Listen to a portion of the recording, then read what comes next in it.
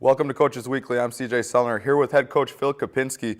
Coach, you guys keep getting better and better. We see 12 personal bests this week, and we need to know what happened because a lot of important things are going on here at Concordia.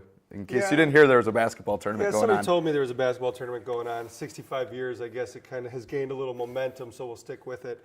But yeah, we went down to Illinois Wesleyan this weekend, and we're starting to actually convert or transition from the training into, okay, let's start racing. So this is the first weekend we've kind of taken some of the horses out of the stable, so to speak, and let them run, throw or jump, depending on what it would be. And we had some pretty solid results. It worked out pretty well. First one we'll talk about that you let go, Chelsea Wilson, Cougar Athlete of the Week, came up just short of breaking her own record in the 60, and she's running really well. And talk about some of the other competitors this week. Yeah, well, Chelsea's a good place to start. This is her first 200, an event she qualified outdoor nationals for last year. And she's ahead of where she was last year at this point. And, from a coach standpoint, you're happy where she's at, but you can see that there's things that are still going to improve. So we're really excited. I think last year at the end of indoors, she was around 26.2. She was at 26.6 this weekend. So we're right where we need to be, progressing ahead of where we were last year at this time. So that's real nice. And in her 60, that's just, in that event, reaction time is going to count for a lot. The difference between 8:17 and 8:10, a lot of times is reaction time. So she'll probably end up setting her own school record in that event again here in the next few weeks. It's not something we're striving for. It's just something that will most likely happen. Now you continue to kind of let the horses out of the stable. Some of your long-distance runners also ran really well this week. Yeah, and this week, I'm going to give a lot of praise to sophomore Anthony Guerrero. As a young athlete coming in last year with not the greatest running pedigree, had the desire of wanting to get better. He said, what can I do to get better? And we've given him basically a year-long plan, and we stay in touch with him over the summer and over breaks. And from his last year's best time for 3,000 meters to this year, he's almost knocked off a full 51, 52 seconds. So in 2 races, he's dropped 23 seconds plus for each of his last 2 races this year. He's just coming along really well. Hard work, dedicated. He ran a PR. Christian Rodriguez ran a PR in the 3K. And Danielle McCormick, again, had another really good weekend. Her all-time best 5K outdoors is 19:42 even.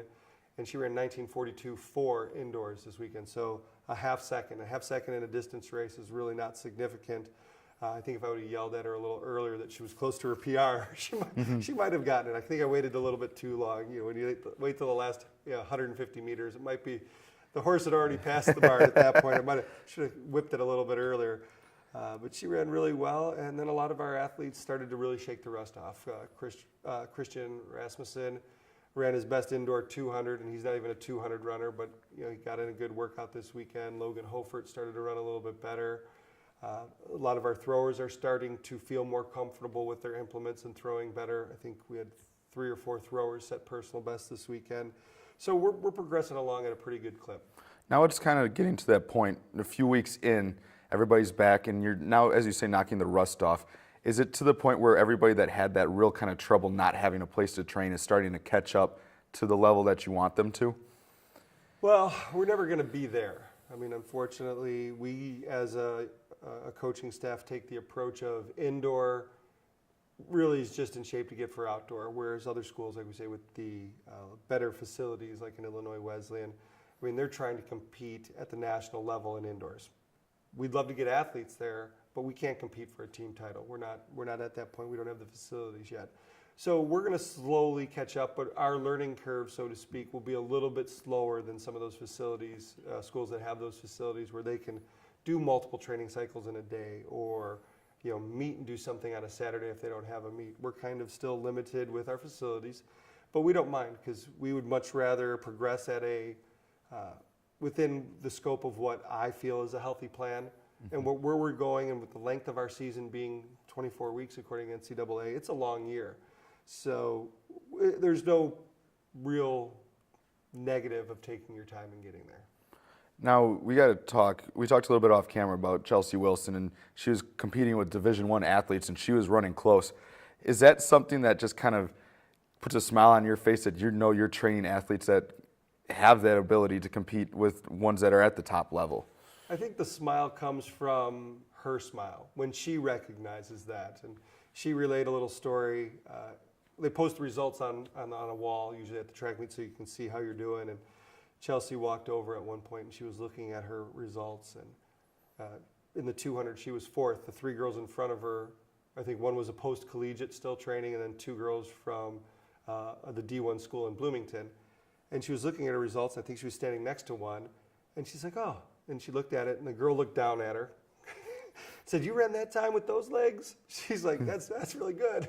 Because, Chelsea's all of 5'3", and these D1 girls that are sprinters are 5'7", 5'8", 5'9", and they just have more mass, so they can develop more muscle, be more explosive. So, Chelsea's hanging in there with the big girls, and Chelsea's probably, a whole 110 pounds, soaking wet. So it makes me happy when she understands that she's rising up to a level that many athletes can't get to, and to see that she's as good as anybody else in the country. It doesn't matter D1, D2, NAI, she can compete. And that excitement for her is where the excitement comes from for me. I know she can run that fast. I know she can run faster. But when she starts to recognize it and she's having a good time with it, that's where as a coach, you feel that little something inside that keeps you coming back. Because that's got to be something for now looking at training. It's like that just makes training almost easier for you at this point, because she recognizes that she can still do better, and she just kind of get that competitive drive that's in so many athletes. Well, and like you said, competitive athletes. As a coach, being around athletics your entire life, coaches love athletes that want to get better. We want to light the fire in you, not the fire under you. And trust me, Chelsea has the fire. It's easy to keep that thing stoked. So, you show up every day, give her something to do, and she's going to get it done.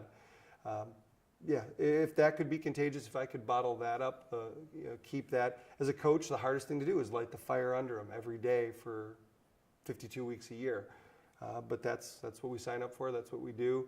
And Chelsea Wilson's make it easy. Now we move into this week. How are you going to light the fire kind of now that you're really starting to let things go? Because you're getting to that point, as you said, you let some of the horses out of the stable this week. I'm assuming it's going to be even a little bit more, kind of get to the full blown. Actually, it's kind of a down week. Within our training cycle, this was kind of a recovery week, so we'll cut back on our training a little bit because everything is worked back from outdoor conference. Mm-hmm. So, that's where our pinnacle is going to be. So anything we do, we work back from there. So this actually comes in as a down week. Training will cut back a little bit, make sure they're rested, not overtrained. We still expect they'll run fast. I would expect similar results as this last weekend, but athletes will surprise us, some positively, some negatively. But to light the fires, we'll bribe them with quality restaurant, quality food afterward. They seem motivated by food, so I'll let them pick. If you run well, you guys can pick the restaurant. We'll look forward to it. We'll look forward to some good results again this week. Look forward to talking to Coach next week. Hopefully get some more good results in a week that they want to rest up a little bit. Thank you for watching Coach's Weekly. For Phil Kopinski, I'm CJ Sellner.